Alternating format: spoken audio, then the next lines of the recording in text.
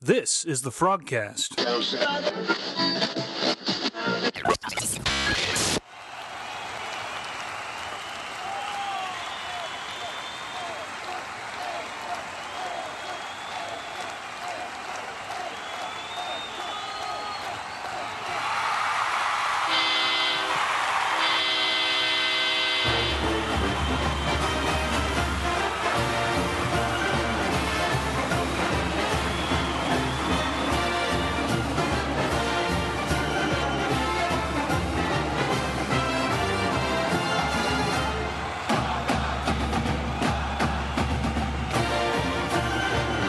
Welcome to the FrogCast. We are excited to have you with us today as we recap the Horned Frogs' exciting win, 70-7 over Stephen F. Austin.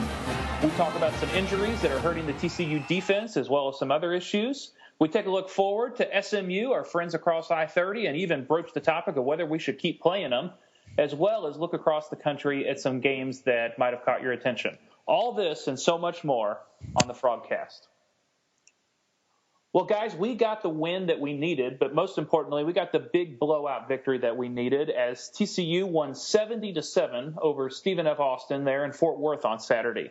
We were able to put up a lot of points. We were able to play a lot of freshmen. We were able to go 2 and 3 deep, not only on offense, but defense. And as we see on defense, we need it.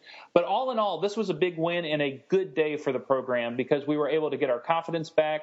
We were also able to get a lot of people onto the field.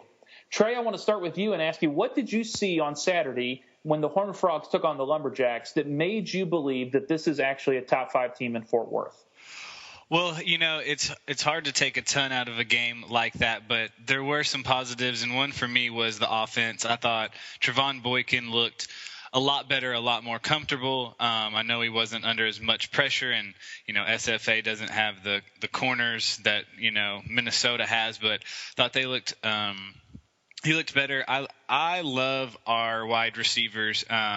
11 different receivers caught passes, 4 different receivers scored touchdowns for the Frogs. I love that group. And it's not just, you know, Dotson. It's the young guys. You've got so many people contributing, you know, and Listenby finally got some action where they were hitting deep balls. I love seeing all of that. The linebackers, you know, considering the circumstances, I thought played really good. But, you know, I don't think there was anything you can say against SFA necessarily makes me think TCU's top 5 right now. But what I do think, it showed that they got better from week 1 to week 2, and I think there's going to be another improvement from week 2 to week 3, and then I think that's going to put them in a good position for when they have to take on Texas Tech. Yeah, I agree with you. I think the schedule has set up well for us, as much as I would have enjoyed playing Minnesota week 2 instead of week 1. But all of those things are setting up for this team to get stronger as the season moves on, especially moving into conference play. Daniel, what did you see at Amon Carter on Saturday that convinced you that we got better from week 1 to week 2 and that possibly this is actually a top 5 team? Well, Boykin throws for 285 yards, he gets 4 touchdowns, and that's just barely in a little more than just into the third quarter. Aaron Green got a couple touchdowns. Listenby looked really good. I like seeing Story. Story's going to be a good receiver too. And then, of course, Turpin was just electric. That's going to be a really good key going forward.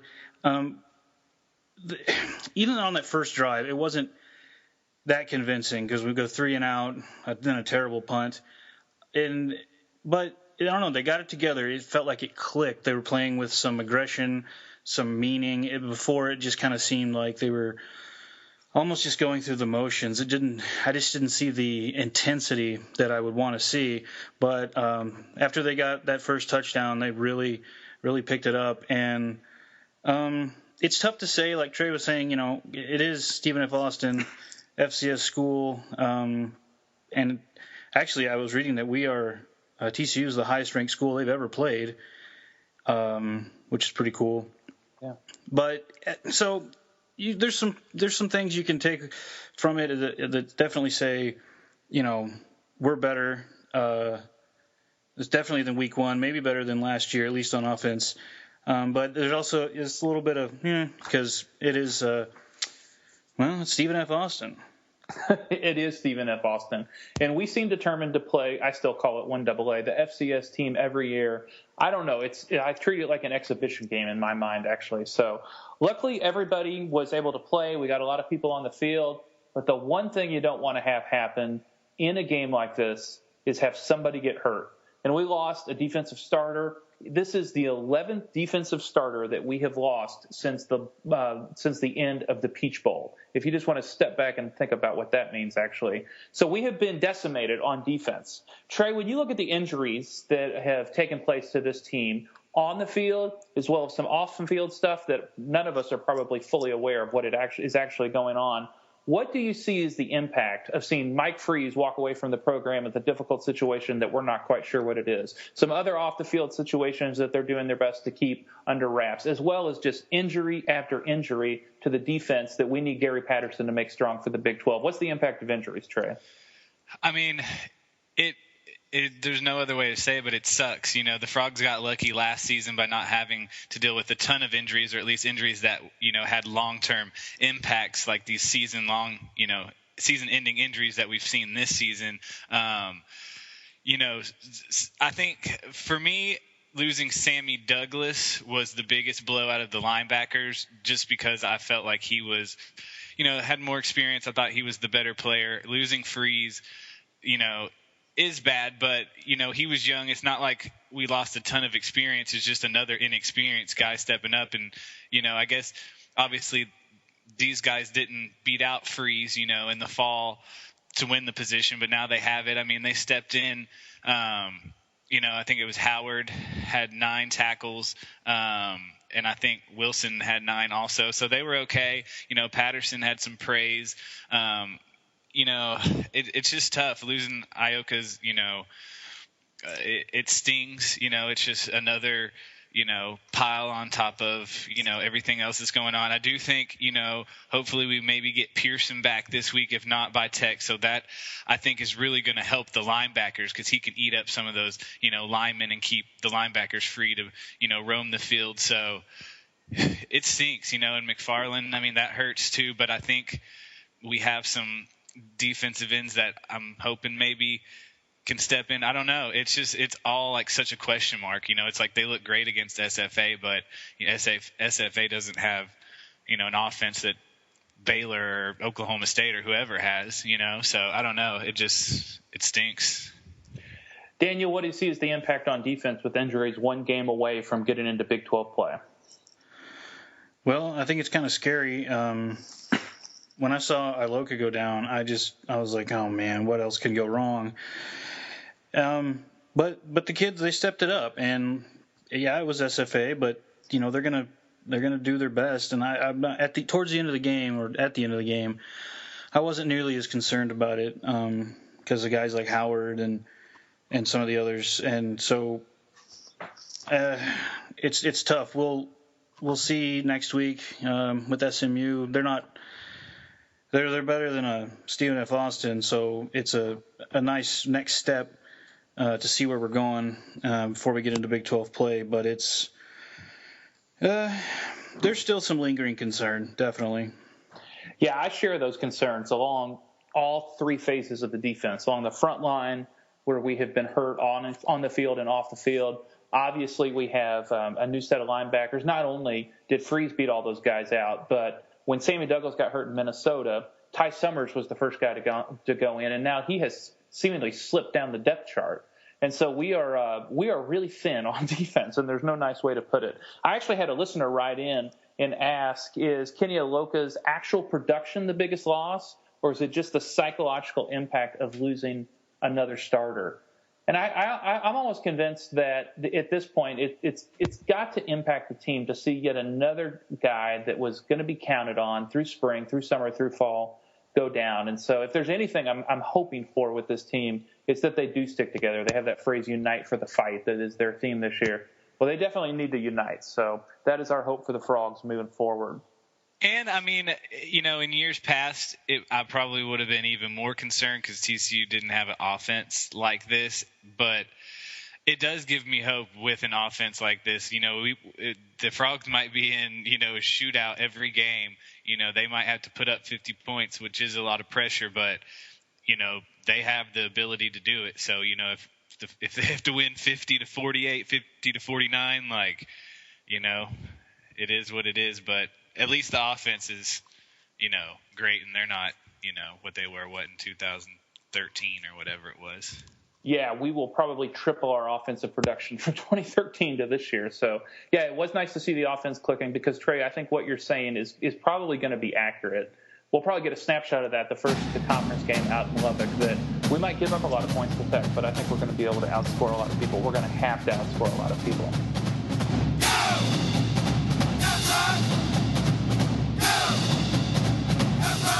Well, before we get to Texas Tech, we get to play our crosstown rivals, at least that's what some people call it, in the SMU Mustangs. As many of you know, Chad Morris is a first-year head coach at SMU.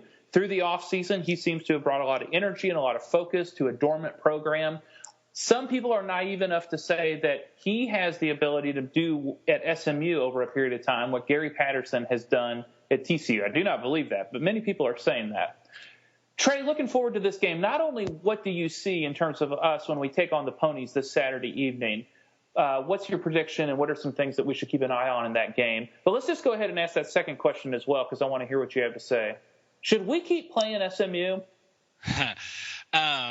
Well, first off, I'm really looking forward to this game actually for the first time probably in a long time because I think it is another step up, from SFA. So we can see kind of, where the Frogs are at, and, we can always compare that to how Baylor looked against SMU because SMU has looked better. It did lose to Baylor, but beat, UNC 31-13. I think they're getting good quarterback play, and, I think it's going to be an interesting test. It should be fun. It's going to be a night game, so all of that should be great. But I'm of the opinion that I wouldn't care if TCU dropped this game completely or went to it, maybe every other year, every 4 years, something, space it out. I would much rather see us schedule anybody else in a Power 5 conference, whether it's, somebody at the bottom like a Wake Forest or a, Vanderbilt or a Washington State or whatever it might be. I think you get more by beating kind of those teams that are a little bit better. I'm not saying it's a huge step up.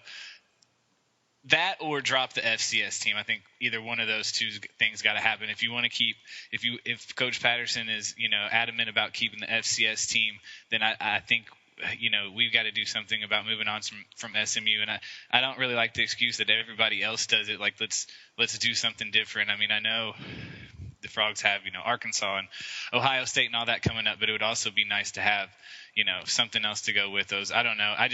It's probably me being a little bit selfish from a season ticket holder standpoint.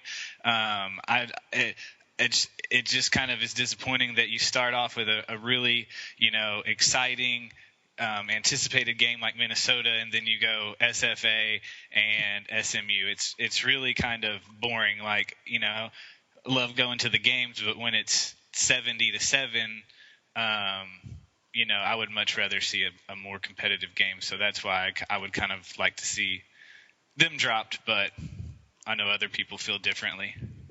Daniel, what do you see about SMU, not only this Saturday, but going forward and keeping them on the schedule? Well, I'm definitely if they've improved and improved significantly, and I'm all for it. If they keep playing as poorly as an FCS team, I would not want to do that.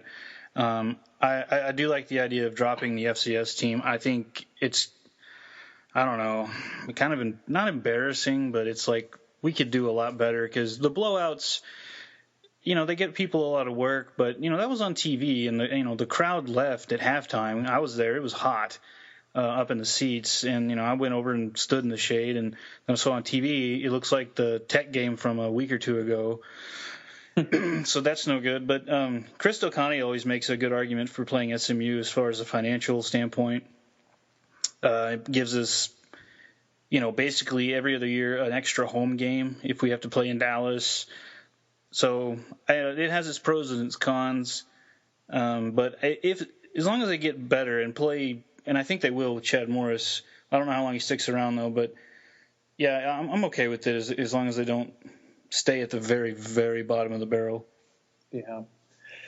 The only reason I want to keep SMU on the schedule is, as much as I have gone ahead and accepted our status as a Power 5 team, and it is a top-of-the-line Power 5 team, especially in the Big 12, when we were in the Mountain West, when we were in the Conference USA, I used to just rail against Power 5 teams, middle-of-the-road Power 5 teams that would not play us because they're like, we wanted that game really bad, whether it was being able to get somebody – somebody that would have been the equivalent of Oklahoma State in the mid-2000s on the schedule. We couldn't even we had the hardest time getting a game like that.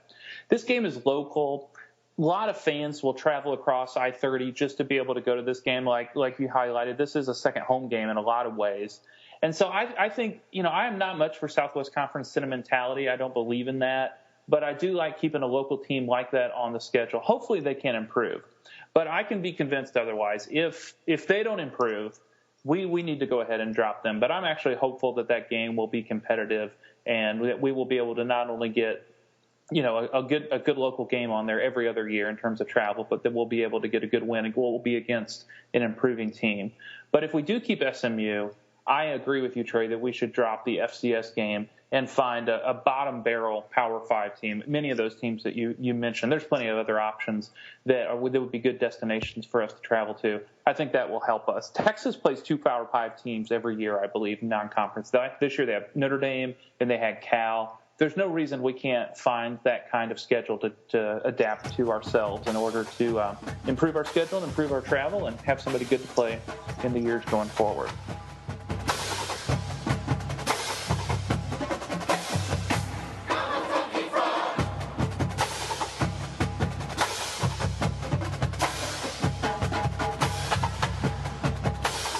Well, fellas, we want to look forward to some other things that have gone on in college football across the country.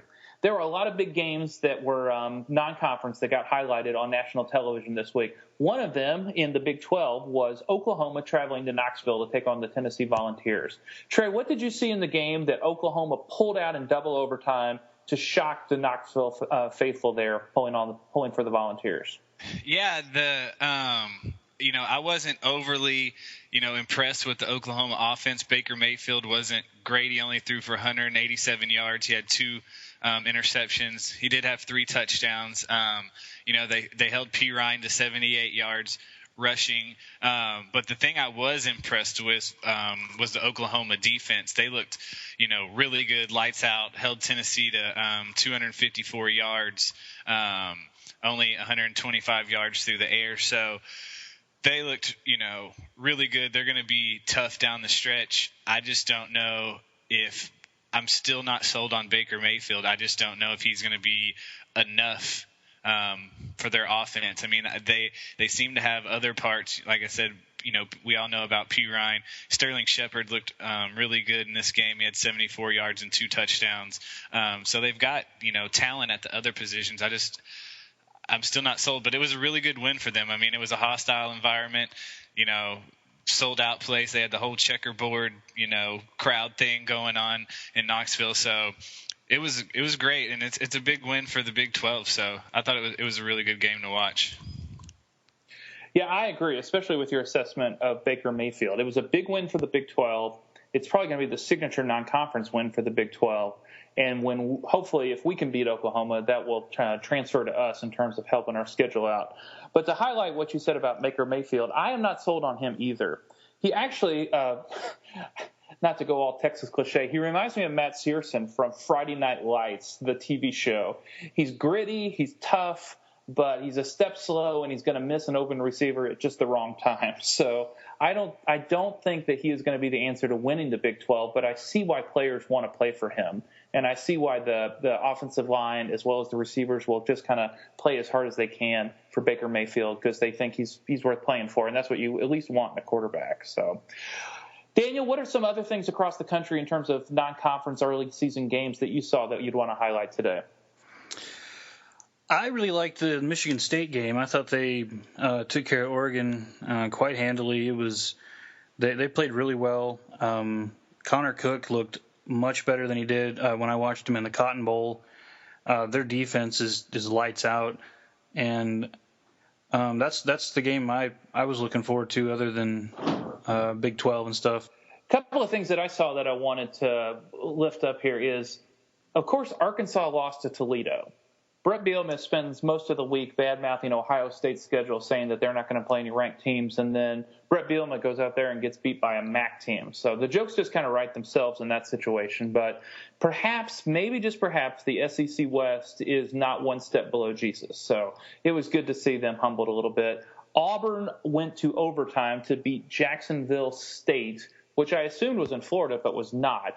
And so that did not look too sharp for them. But the game I really was impressed with, and I fell asleep watching it and then woke up to watch the very end, is BYU beat Boise State.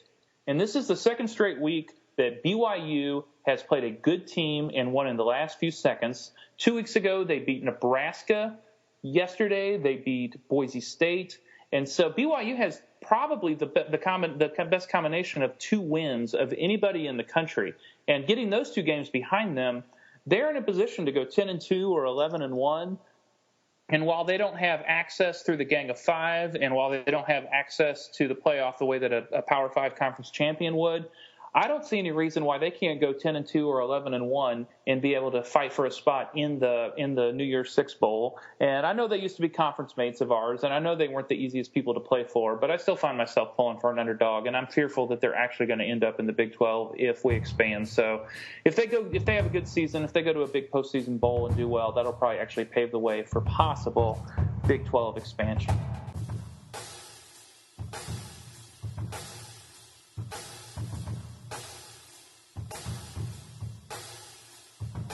A couple things we wanted to share with you as we're wrapping up here. We want to thank Killer Frogs and their new store that's about to launch, where you can get all of the great frog T-shirts and hats and things such as that. They have been willing to let us share a little bit of the good news of what's going on at the FrogCast. So we want to thank Wes and Scott and the guys at KillerFrogs.com for all of their support in this new venture. A couple other things that we wanted you to do to support the FrogCast. Go to iTunes and subscribe. Search for the FrogCast, and you'll be able to see us come up right away with our big purple icon. If you would follow us on iTunes, that really helps. Also, if you'd be willing to go there and leave a review, a positive review, TCU fans only, no Baylor fans, we would love for you to follow us and leave a review on iTunes. That would go a long way. And also, feel free to find us on Twitter at the FrogCast TCU. Follow us on Twitter. We have updates on there daily, as well as some interaction with fans. And also, if you go to the Facebook page, The FrogCast, you can follow us, and we post the link, as well as things that are going on as we prepare for each new episode. That and so much more that you can find at thefrogcast.com. Well, one of the things that I get reminded of is that I'm a grumpy old man at a young age. And what grumpy old men do is complain about these so-called gimmicky uniforms. TCU rolled out in their frog skin camo uniforms for the game Saturday against Stephen F. Austin. And I'd be curious as to what you guys thought. Just what is your quick hit on the new uniforms that the Frogs rolled out in, and perhaps maybe this whole entire trend of mix and match uniforms in terms of the appeal that it has to not only fans but to players and recruits? I personally liked them. I thought they looked really good. I'm a fan of pretty much all the new kind of uniforms that we're seeing across college football. I mean, there has been a couple that I think have been outlandish or don't look that great, but for the most part, overall, I'm a big fan of the trend. I like what Oregon does. I like what the Frogs are doing. It would have been nice maybe to see a little bit more purple in these gray uniforms, but I almost kind of think they did it since SFA is purple. I know they wore white, but I think the gray, I don't know. It's just in my head that there's a reason behind why they wore gray. Maybe they just wanted to wear gray in that game. But I thought, like I said, I liked them a lot. When they first debuted these new lizard skin uniforms, all together with the purple pants and jerseys and white and gray all together, I didn't think they looked that great. But when they mix them and match them, I thought they've looked really good. So consider me a fan. Daniel, you got any thoughts on the trend of alternate uniforms, especially those for the Frogs that they debuted on Saturday?